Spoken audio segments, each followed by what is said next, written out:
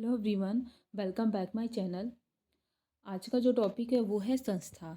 आप किसी भी एग्ज़ाम की तैयारी कर रहे हो, अगर आपका संस्था टॉपिक है तो आपको इसमें सभी टॉपिक, संस्था के जितने भी इम्पोर्टेंट टॉपिक्स हैं सभी टॉपिक्स आपके इस वीडियो में आपका कवर हो जाएगा। संस्था से कोई भी ऐसा पॉइंट नहीं छूटेगा जो आपको एग्ज़ाम के लिए मिस कर दें आप। तो वीडियो को पूरा देखिएगा, वीडियो पे एंड तक बने रहिएगा। अगर आपको ये पीडीएफ की आवश्यकता है तो आपको इस वीडियो के डिस्क्रिप्शन में लिंक मिल जाएगा, आप वहाँ से जाके पीडीएफ को डाउनलोड भी कर सकते हो। आइए जान लेते हैं संस्था के बारे में। सबसे पहले संस्था जो शब्द है किसने दिया था, तो संस्था शब्द जो है हर्बर्ट स्पेंसर ने दिया था। हर्बर्ट स्पेंसर की जो इनकी पुस्तक थी उसका नाम था फर्स्ट प्रिंसिपल। इन्होंने भी इसी पुस्तक में संस्था के बारे में इन्होंने चर्चा किया था। संस्था जो शब्द है इसके बारे में इन्होंने चर्चा किया था। और जितने भी समाजशास्त्री हैं उनके नाम के साथ साथ उनके बुक्स भी जो है वो भी इम्पोर्टेंट होते हैं, तो आप लोग याद करते चलें। और प्लस किस बुक में कौन से सिद्धांत दिए हैं उसके बारे में भी आप लोग जानते हुए आगे बढ़ें, तो आगे चल के आपको बहुत आसान रहेगा सोशियोलॉजी पढ़ने में। वहीं पे इसका संस्था का वैज्ञानिक अध्ययन, शब्द तो दे दिया लेकिन इसका वैज्ञानिक अध्ययन किस तरह से हो, तो वैज्ञानिक अध्ययन किया है समरन ने। किसने किया था? समरन ने। इनकी पुस्तक है फॉकफेज, जो कि 1906 में आया था और कहीं कहीं 1907 भी लिखा होता है, कहीं कहीं 1907 भी लिखा होता है। तो अगर ऑप्शन में 1907 रहे तो वहाँ पे टिक करें, या 1906 रहे तो वहाँ पे भी टिक कर सकते हो, क्योंकि कहीं ये बार बार ये कोई कंफर्म नहीं है, तो आप लोग अपनी सुविधा के अनुसार देख सकते हो।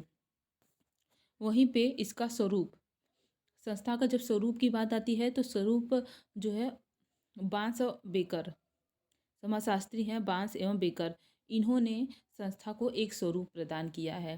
तो क्वेश्चन इस तरह से बनते हैं कि शब्द किसने दिया, तो आप बता सकते हो स्पेंसर। वैज्ञानिक अध्ययन तो स्पेंसर, और स्वरूप किसने दिया तो बांस एवं बेकर। और किस पुस्तक में दिया था, तो इनकी पुस्तक थी सोशल इंस्टीट्यूशन। सोशल इंस्टीट्यूशन में इन्होंने संस्था को बताया और इन्होंने इसका एक स्वरूप प्रदान किया। आइए जान लेते हैं संस्था की कुछ परिभाषाएं।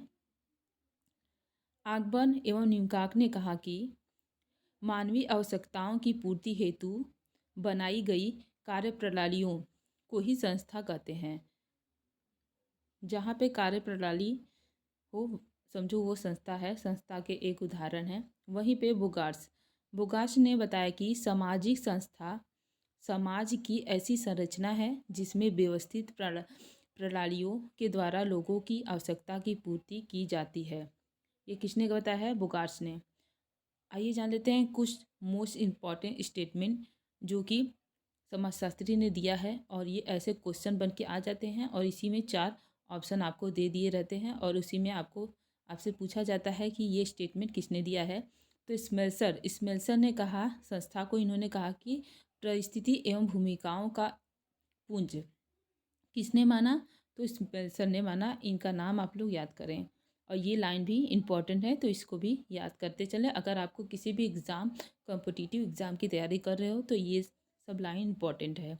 वहीं पे गिन्सबर्ग ने कहा कि संस्था को संस्कृति का हृदय, इन्होंने संस्था को संस्कृति का हृदय माना। किसने माना? तो गिन्सबर्ग ने। वहीं पे हैमिल्टन ने संस्था रीति रिवाजों का गुच्छा है। रीति रिवाजों का गुच्छा किसने माना? हैमिल्टन ने। वहीं पे किंग कोजर कहते हैं कि समाज संस्थाओं से निर्मित है। समाज किससे निर्मित है? तो संस्थाओं से ही निर्मित है। तो ये स्टेटमेंट है, आप लोग याद करते चलिए और समाजशास्त्री का नाम भी याद करते रहें। नेक्स्ट है मेकाइबर का बहुत ही फेमस है, बार बार एग्जाम में पूछा जाता है। आप किसी भी एग्ज़ाम को उठा के देख लो, ये स्टेटमेंट बार बार आते हैं। हम समितियों के सदस्य हैं, संस्थाओं के नहीं। हाँ, तो इसके बारे में डिटेल में दिया है।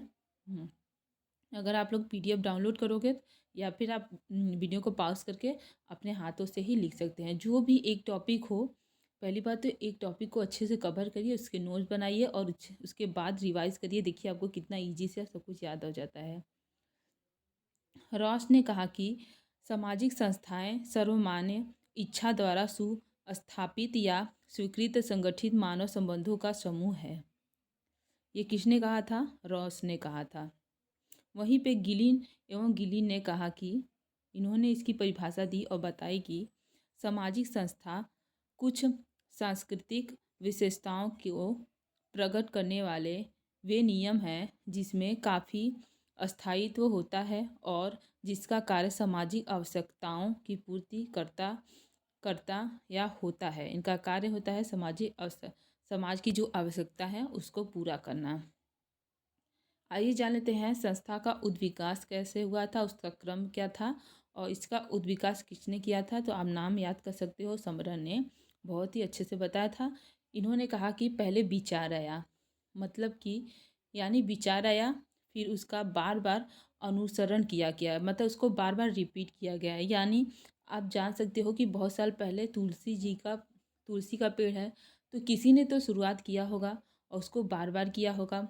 फिर धीरे धीरे मोहल्ले कस्बे धीरे धीरे पूरे समाज में फैला होगा, तो उसको बार बार लोग करते हैं तो क्या होता है, वो एक जनरीति बन जाती है। किसी कार्य को कई सालों तक करते रहो तो एक क्या होता है, जनरीति बन जाती है। फिर उसके बाद वो प्रथा का रूप ले लेती है। जो भी प्रथा हम लोग निभाते हैं हमारे बुजुर्गों द्वारा हमें प्राप्त होते हैं कुछ, वही सब हम आज भी उसको निभाते हुए आगे बढ़ते हैं, तो क्या हो जाता है, वो प्रथा हो जाता है। उसी को रूढ़ी या लोकाचार भी कहते हैं। यानी कि अगर आप जनरीति को मानते हो या नहीं करते हो तो उससे कोई फर्क नहीं पड़ता, उसमें हमें कोई दंड नहीं मिलता। लेकिन जहाँ प्रथा यानी रूढ़ी या लोकाचार आ जाता है, वहीं पे अगर उसको हम पालन नहीं करते तो उसे समाज द्वारा हमें दंड मिलता है। क्योंकि इसमें सामूहिक स्वीकृति यानी समूह का कल्याण छुपा होता है। तो एक समाज में डर भी बना रहता है, इसलिए उसको ना निभाने पे हमें दंडित भी किया जाता है। आइए जान लेते हैं संस्था की कुछ विशेषताएं जिसके द्वारा हम समझ सकते हैं, जान सकते हैं कि कौन सा क्या संस्था है, क्या है, समूह है, क्या है, डिफाइन कर सकते हैं। संस्था क्या है? नियमों एवं कार्य प्रणालियों की व्यवस्था है। आप लोगों ने डेफिनेशन पढ़ा होगा तो जाना होगा कि क्या है, नियमों और कार्य प्रणालियों की व्यवस्था है। ये क्या है? अमूर्त है। संस्था क्या है? अमूर्त है। और इसमें क्या है? अस्थायित्व होता है, वो विघटित नहीं होता जल्दी, एक बार बन जाता है तो स्थायित्व बन उसके अंदर रहता है। स्पष्ट उद्देश्य होता है, सीधा उद्देश्य होता है और निश्चित नियमों का ढांचा होता है और सामूहिक स्वीकृति होती है और उनका एक प्रतीक भी होता है। आइए जान लेते हैं। मर्टर ने संस्था के 2 प्रकार बताए हैं। संस्था के किसने कौन से प्रकार बताए हैं इसके बारे में हम जानेंगे कि मर्टर ने संस्था के 2 प्रकार बताए हैं। पहला बताया इन्होंने प्रकट और दूसरा बताया अप्रकट।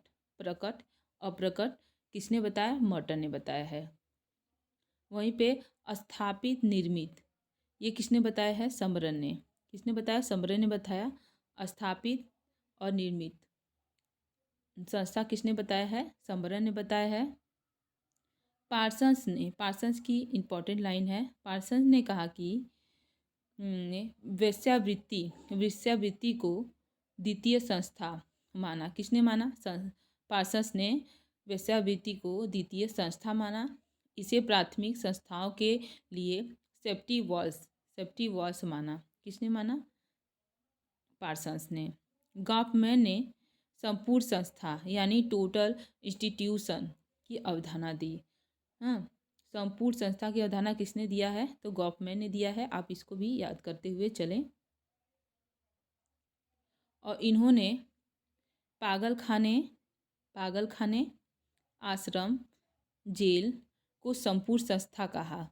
इन्होंने पागलखाना एक तरह का संस्था ही है, पागलों को रखा जाता है और उनका भी एक नियम होता है, उनकी कार्यप्रणाली होता है और उनका एक रूल होता है, रेगुलेशन होता है, उसके अकॉर्डिंग ही कार्य किए जाते हैं। पागलखाना आश्रम हो गया, जेल हो गया, ये सबको इन्होंने संपूर्ण संस्था माना क्योंकि इसमें एक निश्चित प्रशासनिक ढांचा और मानक भी होते हैं। ये किसने माना है? गॉफमैन ने बताया है।